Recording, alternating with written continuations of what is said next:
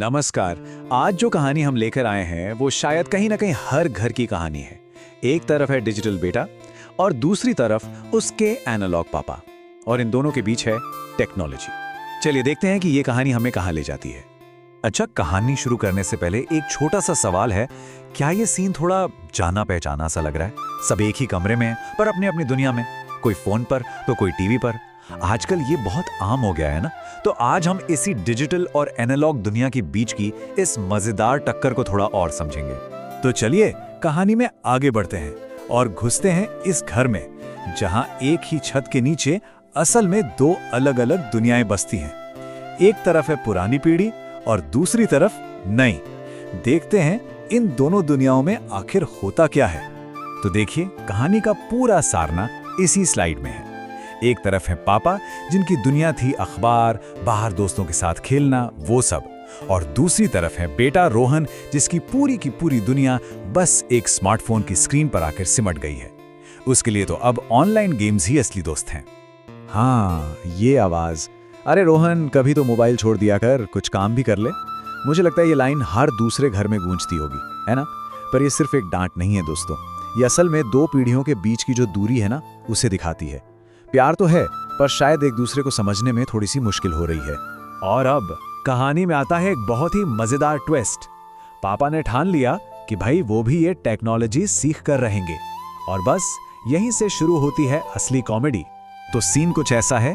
दोपहर का वक्त है और रोहन अपने पापा को व्हाट्सएप की ट्रेनिंग दे रहा है। जरा सोच कर देखिए वो नजारा। पापा ने फोन को ऐसे संभाल के पकड़ा हुआ है मानो कोई नायाब हीरा हो, और उधर रोहन के सब्र का इम्तिहान चल रहा है। और फिर इस व्हाट्सएप क्लास के बीचों बीच पापा से दब जाता है एक गलत बटन, और एक मैसेज जो शायद किसी और के लिए था वो सीधा लैंड करता है पूरे फैमिली ग्रुप में। मैसेज के जाते ही घर में जैसे भूचाल आ जाता है। एक नेशनल डिबेट शुरू हो जाती है कि आखिर ये शर्मा जी हैं कौन। सोचिए पूरे परिवार में कैसी खलबली मची होगी। और फिर एंट्री होती है मम्मी की। उनका एक सीधा सा सवाल, ये शर्मा जी कौन है, इस पूरे कंफ्यूजन में घी डालने का काम करता है। बस ये एक लाइन ही काफी है इस परिवार की मीठी नोकझोंक को समझने के लिए। अब तक तो सब ठीक ठाक मजेदार चल रहा था, लेकिन अब कहानी में एक ऐसा टर्निंग पॉइंट आता है जो सब कुछ बदल के रख देता है। एक ऐसी घटना जो पापा और बेटे दोनों को उनकी अपनी अपनी दुनिया से खींचकर बाहर ले आती है।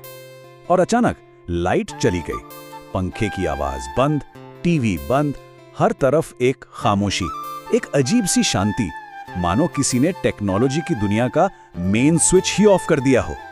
और इस खामोशी को कौन तोड़ता है? रोहन। उसकी पहली चिंता बिजली जाने की नहीं है, बल्कि यह है कि अरे वाईफाई चला गया। इससे पता चलता है कि वो अपनी डिजिटल दुनिया में कितना डूबा हुआ है। लेकिन पापा वो एकदम शांत हैं।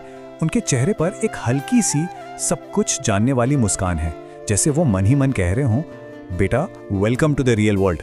अब खेल का मैदान बदल चुका था। तो जब डिजिटल दुनिया का गेट बंद हुआ, तब पापा ने अपनी एनालॉग दुनिया का पिटारा खोला, और उसमें से निकला एक ऐसा खजाना जो सब कुछ बदलने वाला था। और वो खजाना था एक पुराना धूल में लिपटा कैरम बोर्ड। रोहन पहले तो उसे देखकर थोड़ा हैरान हुआ, थोड़ा कंफ्यूज्ड, लेकिन फिर उसकी आंखों में एक अलग सी उत्सुकता जगी, और बस दोनों बाप बेटा जमीन पर बैठ गए खेलने के लिए। अब उस पल को महसूस कीजिए, ना कोई स्क्रीन, ना वाईफाई, ना ही कोई नोटिफिकेशन की टिंग टिंग, सिर्फ कैरम की गोटियों की टक टक की आवाज और उन दोनों की खिलखिलाती हुई हंसी। ये एक ऐसा कनेक्शन था जो वाईफाई से नहीं, दिल से जुड़ा था। तो उस कैरम बोर्ड ने सिर्फ गोटियों को ही पॉकेट में नहीं डाला, बल्कि दो दिलों को भी एक दूसरे के करीब ला दिया। और यहीं पर कहानी अपने सबसे प्यारे मोड़ पर पहुंचती है, जहां दोनों को एक दूसरे की दुनिया का एहसास होता है। खेल के बाद पापा को यह बात समझ आई कि उन्हें भी अपने बेटे की दुनिया का हिस्सा बनना पड़ेगा। वो टेक्नोलॉजी से दूर रहकर उससे जुड़ नहीं सकते, उन्हें भी ये सब सीखना पड़ेगा। और ठीक उसी वक्त रोहन को भी एक बड़ी बात समझ आई कि असली कनेक्शन वाईफाई से नहीं, बल्कि इंसानों से होता है। उसे भी कभी कभी ऑफलाइन रहना होगा, अपनी फोन की दुनिया से बाहर निकलना होगा। ये दोनों के लिए एक नई शुरुआत थी। तो आखिर इस पूरी कहानी का सबक क्या है? सबक बहुत सीधा है कि जिंदगी ना तो पूरी तरह से ऑनलाइन है और ना ही पूरी तरह से ऑफलाइन। असली मजा, असली खुशी इन दोनों के बीच एक बैलेंस, एक संतुलन बनाने में ही है। ये कहानी हमें बस यही छोटी सी पर बहुत जरूरी बात याद दिलाती है। तो सोचिएगा, क्या ये बैलेंस हमारी जिंदगी में है?